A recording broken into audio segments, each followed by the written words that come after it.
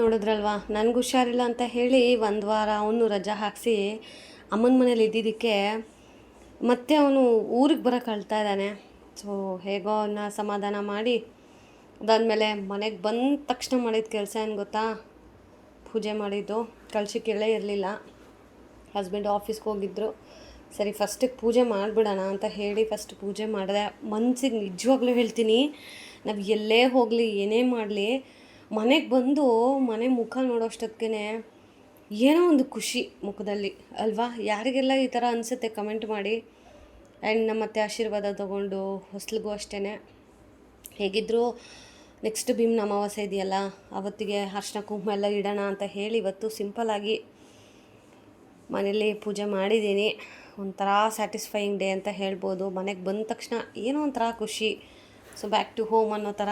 And ಅದಾದಮೇಲೆ ಪೂಜೆ ಎಲ್ಲ ಆದಮೇಲೆ ಈಗ ಬಟ್ಟೆ ಎಲ್ಲ ಅನ್ಬಾಕ್ಸ್ ಮಾಡ್ತಾಯಿದ್ದೀನಿ. ಅಂದರೆ ಊರಿಂದ ಏನೇನೆಲ್ಲ ನಾನು ಇಲ್ಲಿಂದ ತೊಗೊಂಡೋಗಿದ್ನಲ್ಲ ಬಟ್ಟೆ, ಸೊ ಒಂದಷ್ಟು ಬಟ್ಟೆ ನಮ್ಮ ಅತ್ತಿಗೆ ವಾಶ್ ಮಾಡಿಕೊಟ್ರು. ಅಕ್ಕ ಅಲ್ಲೋಗಿ ನೀವು ಒಬ್ಬರೇ ಆಗಲ್ಲ, ನಾನು ವಾಶ್ ಮಾಡಿಕೊಡ್ತೀನಿ ಅಂತ ಹೇಳಿ ಅವರು ವಾಷಿಂಗ್ ಮಿಷಿನ್ಗೆ ಹಾಕಿದ್ರು. ಸೊ ಅದನ್ನೆಲ್ಲ ಸಪ್ರೇಟ್ ಮಾಡಬೇಕು, ಒಗೆಯೋ ಬಟ್ಟೆ ಎಲ್ಲ ಸಪ್ರೇಟ್ ಹಾಕಬೇಕು. ಸೊ ಆವಾಗ ಅನ್ಕೋತಾ ಇದ್ದೆ, ಇಲ್ಲ ನಾನು ಹೋಗ್ತೀನಿ, ಮ್ಯಾನೇಜ್ ಮಾಡ್ಬೋದು, ನನ್ನ ಕೈಲಾಗುತ್ತೆ ಹಾಗೆಲ್ಲ. ಬಟ್ ಲಿಟ್ರಲಿ ನೀವು ನಂಬಲ್ಲ, 1 ವೀಕ್ ಅಷ್ಟು ಚೆನ್ನಾಗಿ ನೋಡಿಕೊಂಡ್ರು ನನ್ನ. ಸೊ ಬೇಗ ರಿಕವರಿ ಆಗಿರೋದಕ್ಕೆ ಒಂದು ಅವರು ಮೇನ್ ಕಾರಣನೇ. ಸೊ ಹಾಸ್ಪಿಟಲ್ಗೆ ಹೋದಾಗ ಡಾಕ್ಟ್ರು ಹೇಳಿದ್ರು, ಸೊ ಫೀಲಿಂಗ್ ಬೆಟರ್, ನೀವು ಇದೇ ಥರನೇ ಮಾಡ್ತಾಯಿರಿ, ಎಕ್ಸಸೈಸ್ ಮಾಡಿ, ಆದಷ್ಟು ಮೈಂಡ್ ಬ್ಯುಸಿ ಇಟ್ಕೊಳ್ಳಿ, ಅದರಿಂದ ಆಚೆ ಬರೋಕ್ಕೆ ಟ್ರೈ ಮಾಡಿ ಅಂತ ಎಲ್ಲ ಹೇಳ್ತಾಯಿದ್ರು. ಸೊ ಓಕೆ ಅಂತ ಹೇಳಿ ಮನೆಗೆ ಬಂದ ತಕ್ಷಣವೇ ಒಂದು ಸ್ವಲ್ಪ ಆ್ಯಕ್ಟಿವ್ ಆಗಿರಬೇಕಲ್ವಾ. ಆಮೇಲೆ ಇನ್ನು ಬೆಳಗ್ಗೆ ಅಂದರೆ ಮಂಡೇ ಪರ್ಯಂತ ಸ್ಕೂಲಿಗೆ ಬೇರೆ ಕಳಿಸ್ಬೇಕು. ಸೊ ಹಾಗಾಗಿ ನಾನು ಇವತ್ತೇ ಇದೀನಿ ಎಲ್ಲ ಮಾಡಿಕೊಂಡ್ರೆ. ಸೊ ನಾಳೆ ಸಂಡೇ ಅಲ್ವಾ, ಸೊ ಸ್ವಲ್ಪ ಬಟ್ಟೆ ಎಲ್ಲ ವಾಷಿಂಗ್ ಮಿಷಿನ್ಗೆ ಹಾಕಿದ್ರೆ ನಮ್ಮ ಯಜಮಾನ್ರು ಇರ್ತಾರೆ, ಸ್ವಲ್ಪ ಹೆಲ್ಪ್ ಮಾಡ್ತಾರೆ ಟಬ್ಬೆಲ್ಲ ತೊಗೊಂಡೋಗೋಕ್ಕೆ, ಮೇಲ್ಗಡೆಯಿಂದ ಬಟ್ಟೆ ತೊಗೊಬರೋಕ್ಕೆ, ಅದಕ್ಕೆ ಎಲ್ಲದಕ್ಕೂ ಅಂತ ಹೇಳಿ ಇವತ್ತು ಎಲ್ಲವನ್ನು ನೀಟಾಗಿ ಸಗ್ರಿಗೇಟ್ ಮಾಡ್ತಾಯಿದ್ದೀನಿ. ಆ್ಯಂಡ್ ಯಾರೆಲ್ಲ ನನ್ನ ಈ ಜರ್ನಿಲಿ ನನಗೆ ಸಪೋರ್ಟ್ ಮಾಡಿದರು ಪ್ರತಿಯೊಬ್ಬರಿಗೂ ಥ್ಯಾಂಕ್ ಯು ಸೋ ಮಚ್. ಆದಷ್ಟು ಬೇಗ ನಿಮ್ಮ ಭಾಗ್ಯ ವಾಪಸ್ ಬರ್ತಾಳೆ. So weight ಮಾಡ್ತಾಯಿರಿ. ಆ್ಯಂಡ್ ಒಂದು ಕಿವಿ ಮಾತು ಹೇಳೋಕ್ಕೆ ಇಷ್ಟಪಡ್ತೀನಿ. ನಾನು ನಿನ್ನೆ ವೀಡಿಯೋದಲ್ಲೂ ಹೇಳಿದ್ದೆ ಆ್ಯಂಡ್ ಇವತ್ತಿನ ವೀಡಿಯೋದಲ್ಲೂ ಹೇಳ್ತೀನಿ.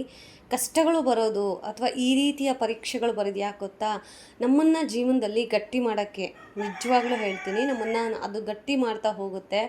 ಆ್ಯಂಡ್ ಪೇನನ್ನು ತಡ್ಕೊಳ್ಳೋ ಶಕ್ತಿ ಕೊಡುತ್ತೆ. ಆ್ಯಂಡ್ ಆಲ್ಸೋ ನಮಗಿದ್ದಂತಹ ಕರ್ಮಗಳು ಕಳೀತಾ ಹೋಗುತ್ತೆ. ಆ್ಯಂಡ್ ಯಾರೆಲ್ಲ ಬೆರಳು ತೋರಿಸಿ ಮಾತಾಡ್ತಾರಲ್ವಾ, ಆ ಬೆರಳೇ ಅವ್ರಿಗೆ ವಾಪಸ್ ಹೋಗುತ್ತೆ ಅಂತ ಹೇಳೋಕ್ಕೂ ಸಹ ಇಷ್ಟಪಡ್ತೀನಿ.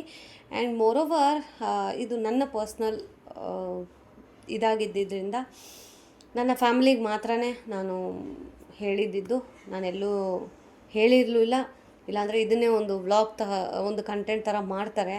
ನಿಜವಾಗ್ಲೂ ಲಿಟ್ರಲಿ ನಾನಿವತ್ತು ಅಂದರೆ ಈಗ 1 ವೀಕಿಂದ ಏನು ಫ್ರೀ ಆಗಿದ್ದೆ, ಒಂದಷ್ಟು ಜನ ಕಂಟೆಂಟ್ ಕ್ರಿಯೇಟರ್ ವೀಡಿಯೋ ನೋಡ್ತಾ ಇದ್ದೆ.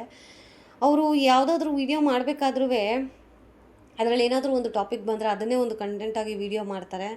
ಸೊ ಆ ಹುಡುಗಿ ಹೇಳ್ತಾ ಇದ್ಲು, ನಮ್ಗೆ ಹುಟ್ಟೋ ಮಗುದೂ ಅದನ್ನೇ ಒಂದು ಕಂಟೆಂಟ್ ಮಾಡ್ಕೊಂಡು ವೀಡಿಯೋ ಹಾಕೋಣ ಅಂತ. ಲಿಟ್ರಲಿ ಈ ಥರ ಎಲ್ಲ ವ್ಲಾಗ್ ಹಾಕೋಕ್ಕೆ ಗೊತ್ತಿಲ್ಲ ಟೈಮ್ ಹೇಗೆ ಅವರು ಮಾಡ್ಕೋತಾರೆ. ಆ್ಯಂಡ್ ಆಲ್ಸೋ ವೀಡಿಯೋ ಮಾಡೋರಿಗೆ ಗ್ರೇಟ್, ಅವ್ರಿಗೆ ಯಾರು ಹೆಲ್ಪ್ ಮಾಡ್ತಾರಲ್ಲ ವೀಡಿಯೋ ಮಾಡೋಕ್ಕೆ, ಅವ್ರದ್ದು ಗ್ರೇಟ್ ಅಂತ ಹೇಳ್ಬೋದು. ಬಿಕಾಸ್ ಒಬ್ಬೊಬ್ಬರೇ ಈ ಥರ ವ್ಲಾಗ್ ಮಾಡೋದು ಅದೆಲ್ಲ ಆಗದೇ ಇರೋ ವಿಚಾರ. ಯಾರ್ದಾದ್ರೂ ಒಬ್ರದ್ದು ಸಪೋರ್ಟ್ ಇದ್ರೇ ವ್ಲಾಗ್ ಮಾಡೋಕ್ಕಾಗೋದು. ಸೊ ಇವಾಗ ಮನೆಯಲ್ಲಿರೋದಕ್ಕೆ ಟ್ರೈಪಾಡಲ್ಲಿ ಹಾಕಿ ವಿಡಿಯೋ ಮಾಡ್ತೀನಿ. ಸೊ ಹಾಸ್ಪಿಟಲಲ್ಲಿ ಆಲ್ಮೋಸ್ಟ್ ನಮ್ಮ ಯಜಮಾನ್ರಿಗೆ ರಿಕ್ವೆಸ್ಟ್ ಮಾಡಿ ಅವ್ರ ಕೈಯಲ್ಲಿ ವಿಡಿಯೋ ಮಾಡಿಸ್ಕೊಂಡಿದ್ದು. ಬಟ್ ಇಲ್ಲ, ಅವರೂ ಬೇಡ, ವಿಡಿಯೋ ಮಾಡೋದು ಬೇಡ ಅಂತಲೇ ಅಂದರು. ಬಟ್ ನನ್ನ ಫ್ಯಾಮಿಲಿಗೆ ಗೊತ್ತಾಗಬೇಕಲ್ವಾ, ಸೊ ಯಾಕೆ ವ್ಲಾಗ್ಗಳಾಗ್ತಾಯಿಲ್ಲ, ಏನಾಯಿತು ಅನ್ನೋದನ್ನು ಸೊ ನಿಮ್ಮೊಟ್ಟಿಗೆ ಶೇರ್ ಮಾಡ್ಕೊಳ್ಳೋದ್ರಲ್ಲಿ ನನಗೇನೂ ಬೇಜಾರಿಲ್ಲ. ಬಟ್ ಕೆಲವೊಂದು ವಿಚಾರಗಳನ್ನು ನಾನು ಹಂಚ್ಕೊಳ್ಳೋಕ್ಕಾಗ್ತಾಯಿಲ್ಲ. ಆ್ಯಂಡ್ ಒಂದು ವಿಚಾರ ಹೇಳೋಕ್ಕೆ ಇಷ್ಟಪಡ್ತೀನಿ, ಯಾರೇ ಆಗಲಿ ನಿಮ್ಮ ಹೆಲ್ತ್ ಬಗ್ಗೆ ಯೋಚನೆ ಮಾಡಿ.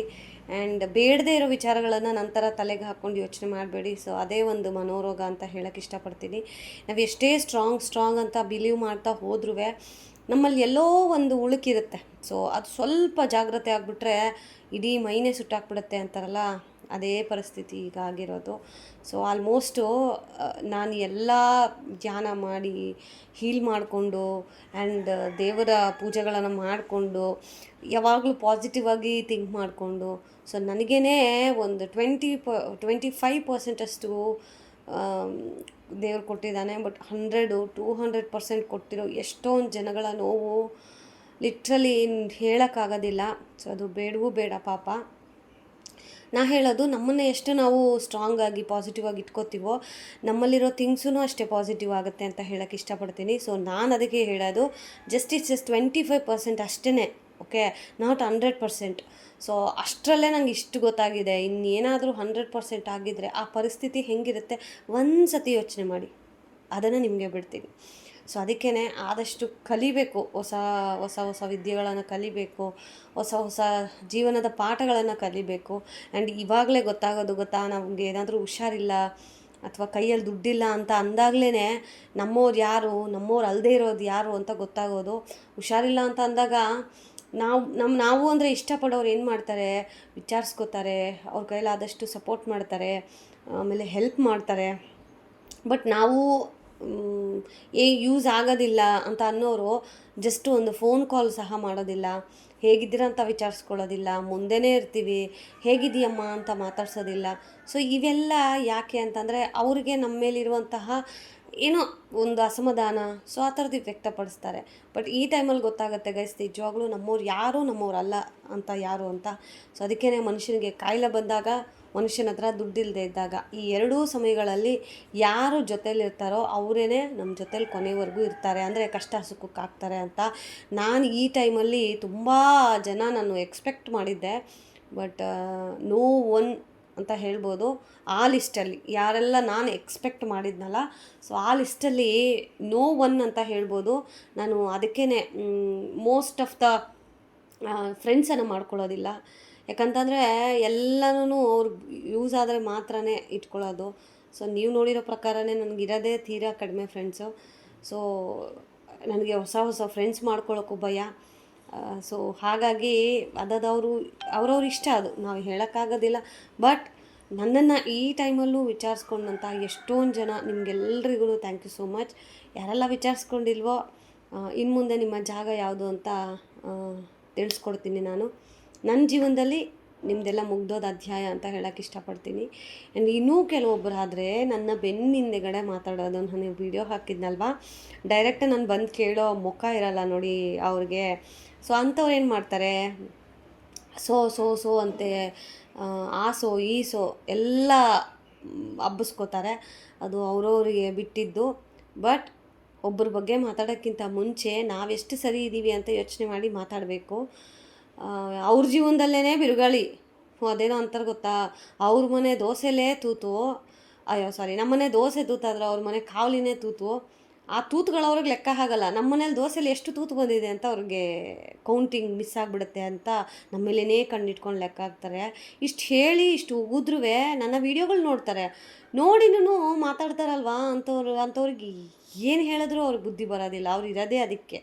ಸೊ ಅಂಥವ್ರನ್ನೂ ನಾನು ಎಲ್ಲಿ ಬಿಡಬೇಕೋ ಅಲ್ಲೇ ಬಿಟ್ಟಿದ್ದೀನಿ. ಸೊ ಅಂಥವ್ರನ್ನ ನನ್ನ ಜೀವನದಲ್ಲಿ ಮತ್ತೊಮ್ಮೆ ಹತ್ರ ಸೇರಿಸ್ಕೊಳ್ಳೋ ಇದಂತೂ ಇಲ್ಲವೇ ಇಲ್ಲ. ಚಪ್ಪಲಿ ಬಿಡೋ ಜಾಗ ಅಂತಾರಲ್ಲ, ಅಲ್ಲಿ ಬಿಟ್ಟು ಕೈ ಬಿಟ್ಟಿದ್ದೀನಿ ಆಲ್ರೆಡಿ. ಸೊ ಚಪ್ಪಲಿನ ಮನೆ ಒಳಗಡೆ ಹಾಕ್ಕೊಬರ್ತೀವ, ಹಾಗೇ ಇಂಥವ್ರನ್ನ ಹತ್ರನೂ ಸೇರಿಸೋದಿಲ್ಲ. ನನ್ನ ಜೀವನದಲ್ಲಿ ಈ ಟೈಮಲ್ಲಿ ಎಕ್ಸ್ಪೆಷಲಿ ಕೆಲವೊಬ್ಬರಿಗೆ ಎಳ್ಳು ನೀರು ಬಿಟ್ಟಿದ್ದಾಗೋಯ್ತು. ಇನ್ನು ಮುಂದೆ ಅವರು ನಮ್ಮ ಜೀವನದಲ್ಲೇ ಇಲ್ಲ ಅಂತ ನಾವು ಅಂದ್ಕೊಂಡಿದ್ದೀವಿ, ನಾನು ನಮ್ಮ ಯಜಮಾನ್ರಿಬ್ರೂ. ಸೊ ಆಗೋದೆಲ್ಲ ಒಳ್ಳೆಯದಕ್ಕೇನೆ. ಸೊ ಕಷ್ಟಗಳು ಬರ್ತಾಯಿದೆ ಅಂತ ಅಂದರೆ ಅದನ್ನು ಎದುರಿಸಿ ನಿಲ್ಲೋ ಅಷ್ಟು ಶಕ್ತಿ ಭಗವಂತ ಕೊಟ್ಟಿದ್ದಾನಲ್ವಾ. ಸೊ ಅದು ನಮಗೆ ಸಾಕು. ಆ್ಯಂಡ್ ಇವತ್ತಿನ ಈ ನನ್ನ ಪರಿಸ್ಥಿತಿಗೆ ನನ್ನ ಓವರ್ ಥಿಂಕಿಂಗೇ ಕಾರಣ. ನಾನು ಓವರ್ ಥಿಂಕಿಂಗ್ ಯಾವಾಗ ಸ್ಟಾಪ್ ಮಾಡ್ತೀನೋ ಆವಾಗ ನನಗೆ ಆರಾಮಾಗುತ್ತೆ ಅಂತ ಡಾಕ್ಟ್ರೇ ಹೇಳ್ಬಿಟ್ಟಿದ್ದಾರೆ. ಸೊ ಓವರ್ ಥಿಂಕರ್ಸ್ ಯಾರೆಲ್ಲ ಇದ್ದೀರೋ ಫಸ್ಟ್ ಆ ಓವರ್ ಥಿಂಕಿಂಗ್ನ ನಿಮ್ಮ ಜೀವನದಿಂದ ಕಿತ್ತು ಬಿಸಾಕಿ, ಇಲ್ಲಾಂದರೆ ನಂತರ ಪರಿಸ್ಥಿತಿ ನಿಮಗೂ ಬರುತ್ತೆ. ಸೊ ಆದಷ್ಟು ಬ್ಯುಸಿಯಾಗಿಟ್ಕೊಳ್ಳಿ ಮೈಂಡನ್ನು. ಆದಷ್ಟು ಫ್ಯೂಚರ್ ಬಗ್ಗೆ ಯೋಚನೆ ಮಾಡೋದಕ್ಕಿಂತ ಈಗ ಪ್ರೆಸೆಂಟ್ ನಮ್ಗೆ ಏನು ಬೇಕು, ನಾವು ಹೇಗಿರಬೇಕು ಅದನ್ನು ಯೋಚನೆ ಮಾಡಿ. ಫ್ಯೂಚರ್ ಅಂತ ನಂತರ ಯೋಚನೆ ಮಾಡಿ ಮಾಡಿ ಮಾಡಿ ಮಾಡಿ ಈ ಸ್ಥಿತಿಗಂತೂ ಬರಬೇಡಿ. ಆ್ಯಂಡ್ ಇದು ಸ್ಯಾಟರ್ಡೆ ನಾವು ಊರಿಂದ ಬಂದರು. ಊರಿಂದ ಬಂದ ಮೇಲೆ ವ್ಲಾಗ್ ಇದು. ಆ್ಯಕ್ಚುಲಿ ವ್ಲಾಗ್ ಮಾಡೋದು ಬೇಡ ಅಂದ್ಕೊಂಡೆ, ಬಟ್ ಪರ್ಯಂತ ಅಳ್ತಾ ಇದ್ನಲ್ವಾ. ಸೊ ಮಕ್ಕಳು ಎಷ್ಟು ಅಟ್ಯಾಚ್ ಆಗ್ತಾರೆ ಅಂದರೆ ಆಲ್ಮೋಸ್ಟ್ ಅಜ್ಜಿ ತಾತನ ಜೊತೆ ಅಂತ ಹೇಳೋಕ್ಕೆ ಒಂದು ಎಕ್ಸಾಂಪಲ್ಸ್ ಅದು. ಸೊ ಅದಕ್ಕೆ ವಿಡಿಯೋ ಶೇರ್ ಮಾಡಿದೆ. ಆ್ಯಂಡ್ ಅಣ್ಣ ಬಂದಿದ್ದರು ಮನೆಯವ್ರಿಗೂ ಬಿಟ್ಟು, ಮತ್ತು ಅವ್ರಿಗೆ ನಾನು ಟೀ ಕಾಫಿ ಏನೂ ಮಾಡಿರಲಿಲ್ಲ, ಜ್ಯೂಸ್ ಇತ್ತು ಮನೇಲಿ. ಹಸ್ಬೆಂಡ್ ಬೆಳಗ್ಗೆನೇ ಹೇಳಿದೆ ಈ ಥರ ಬರ್ತೀವಿ ಅಂತ. ಸೊ ಅದಕ್ಕೆ ಅವರು ಜ್ಯೂಸ್ ತಂದಿಟ್ಟಿದ್ರು, ಅದೇ ಜ್ಯೂಸನ್ನು ಹಾಕ್ಕೊಟ್ಟೆ. ಅಣ್ಣ ಕುಡಿದ್ಬಿಟ್ಟು ಅವರು ಊರಿಗೆ ಹೊರಟರು. ಬಿಕಾಸ್ ನಮ್ಮ ಕಡೆ ಟ್ರಾಫಿಕ್ ಗೊತ್ತಲ್ಲ, ಲೇಟ್ ಆಗುತ್ತೆ ಅಂತ ಹೊರಟರು. ಅವರು ಹೊರಟಿದ್ದಾದಮೇಲೆ ಸ್ವಲ್ಪ ಕೆಲಸ ಮಾಡಿಕೊಂಡು ಪೂಜೆ ಮಾಡಿಕೊಂಡು ಪರ್ಯಂತ ನಂಗೆ ಮ್ಯಾಗಿ ಬೇಕು ಅಂತ ಹೇಳ್ದ. ಸರಿ, ಈಗ ಅವನ್ನ ಡೈವರ್ಟ್ ಮಾಡಬೇಕು ಮೈಂಡ್ ಅಂತ ಹೇಳಿ ಅವನಿಗೆ ಮ್ಯಾಗಿ ಮಾಡಿಕೊಟ್ಟೆ. ಆ್ಯಂಡ್ ಇದಾಗಿತ್ತು ಸ್ಯಾಟರ್ಡೇ ವ್ಲಾಗ್. ಇವತ್ತಿನ ವೀಡಿಯೋ ಕೆಲವೊಬ್ಬರಿಗೆ ಹರ್ಟ್ ಆಗಿರ್ಬೋದು. ಹರ್ಟ್ ಆಗಲಿ ಅಂತಲೇ ಹೇಳಿರೋದು. ಹರ್ಟ್ ಮಾಡ್ಕೊಂಡ್ರೆ I don't care. Thank you so much. ಪ್ರೀತಿ ಮಾಡೋರಿಗೆ ಸದಾ ಪ್ರೀತಿನೇ ಕೊಡ್ತಾಳೆ ಭಾಗ್ಯ ಅಂತ ಹೇಳೋಕ್ಕೆ ಇಷ್ಟಪಡ್ತೀನಿ.